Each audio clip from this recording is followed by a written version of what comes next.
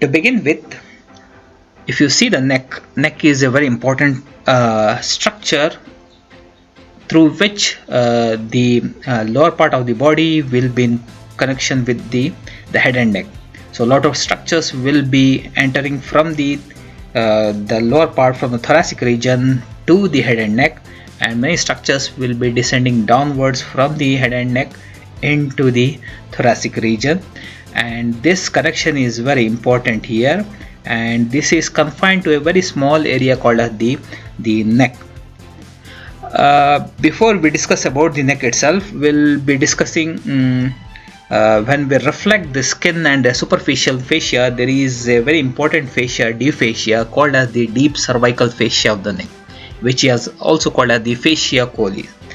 This the fascia which covers all the structures of the neck and gives an additional support as well as covering. So to define, it is a fascia which invests the muscles of the neck and fills up the interval between muscles, vessels and cervical viscera. So it's a fascia which invests the muscles of the neck. So it covers totally the muscles of the neck, gives protection to that, gives an additional support, and fills the interval between muscles, vessels and cervical viscera. So it covers the structures separately, the vessels and the cervical viscera, which are there, like the trachea itself, the esophagus, the thyroid gland. All these are covered by a special fascia which is called as the deep cervical fascia of the neck. It has three layers or three parts. One is called as the investing layer of the deep cervical fascia, which is the outermost covering. If you see here in this picture, this is how it looks like. To be more precise, we'll go to the next picture here. If you can see here, this is the cross section of the neck seen from above, and you can see here the blue colored line just below the skin and the platysma muscle. Here there is a deep fascia. This blue line is called as the investing layer of deep cervical fascia. It is covering the whole of the neck, as well as it is giving extra support as well as covering to the muscles here, both in the anterior part as well as the posterior part. Here if you see, this is the sternocleidomastoid muscle, behind it is the trapezius muscle. So it covers on either side of these muscles. Okay, so this fascia, which is outermost of the three fascias which cover the whole of the neck, this is the investing layer of deep cervical fascia. The second fascia is called as pretracheal fascia, which is in front of the trachea, so that's why it is called as pretracheal.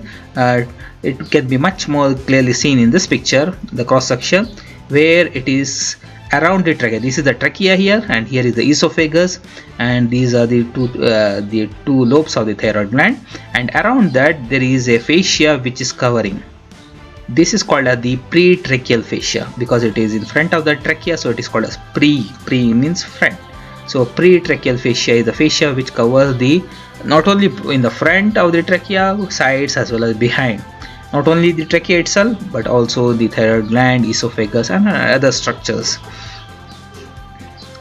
Then the third fascia is there, which is around the vertebra. This is called as the prevertebral because it is in front of the vertebrae. In this picture, if you see here, these are the vertebrae, this is the spinal cord, and in front of that you can see there is a fascia. This is called as the prevertebral fascia. To be more precise, in this picture is much more clear. Here you can see the vertebral column, and this is the spinal cord inside, and around that there are important muscles surrounding this vertebral column itself, and the whole of these structures, the muscles, the vertebra itself, the spinal cord, everything is covered by a additional fascia around all these structures, and this is called as the prevertebral fascia. So it is mentioned here, the prevertebral, this pink line, this is the prevertebral fascia. This orange line, this is the pretracheal fascia, and the outermost is of the three fascias, this is the investing layer of the cervical. These are the fascias which are around the neck and covering very important structures in the neck. Along with that, there is an additional fascia which covers some very important structure, especially here. If you can see here, this is the fascia, and it covers very important structures like the common carotid artery. So that's why it is called as the carotid sheath, because it covers the common carotid artery as well as its terminal branches, the external and internal carotid artery, especially the external carotid. Then this is the internal jugular vein, and here is the vagus nerve. There are three important structures within this carotid sheath. This is the common carotid artery and its branches, terminal branches. This is the internal jugular vein, and this is the vagus nerve. All these three structures are covered by a special covering. This is called as the carotid sheath. This is also part of the deep cervical fascia. So all these fascia are the part of the deep cervical fascia of the neck, which is also called as the fascia coli. So these fascia will divide the whole of the neck into compartment. One is called as the visceral compartment. Viscera means the organs like the pretracheal as well as the prevertebral fascia, where there are important structures like the trachea, esophagus, thyroid gland, and other structures. So because these fascia, this part of the fascia will be covering important structures there, the organs, viscera. So that's why it is called as the visceral compartment. So this is the visceral compartment where the important viscera like esophagus, trachea, thyroid gland, and here the vertebral column itself, the spinal cord, the muscles.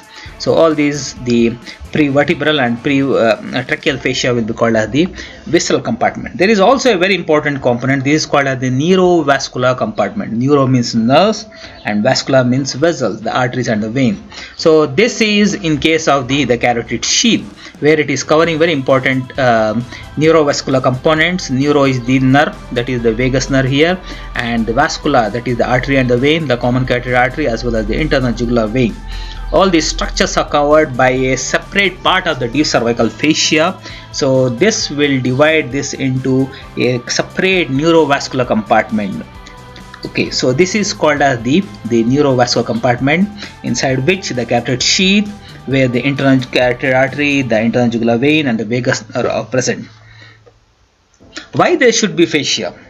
So some of the important functions of the fascia of the neck have been mentioned here. First of all, it acts as a covering and also as a protective barrier. After the skin, this will act as the second layer of defensive mechanism for any kind of external attack by bacteria, virus, or anything like that. So it acts as a protective barrier as well as it acts as a covering to all the structures in the neck. There are very important structures in the neck, so it has to be covered by extra structures. So this is called as this is the covering of the neck, as well as also it acts as a protective barrier. It gives passage to very important structures, as I said, like the nerves and arteries. If you can see here, it is giving passage from the artery, like the common carotid artery. It is passing from the thorax, and it is going into the head and neck part, and it supplies, it gives the arteries, the branches, two terminal branches, the external carotid artery as well as the internal carotid artery. Internal carotid artery will be one of the two important arteries which will supply the brain, and the external carotid artery will be supplying all the structures in the neck as well as the face. So these are very important structures which are passing from the thorax into the head and neck part. Also the vein, the internal jugular vein is draining the head and neck and face and brain back into the thoracic region, as well as the vagus nerve, which is one of the cranial nerve which is coming from the brain, and it supplies very important structures. It acts as a component of the autonomic nervous system, and it will be supplying not only the heart, the lungs, the GIT, many structures. So this fascia will be very important. It gives passage for very important structures to move upward and downwards smoothly without any hindrance.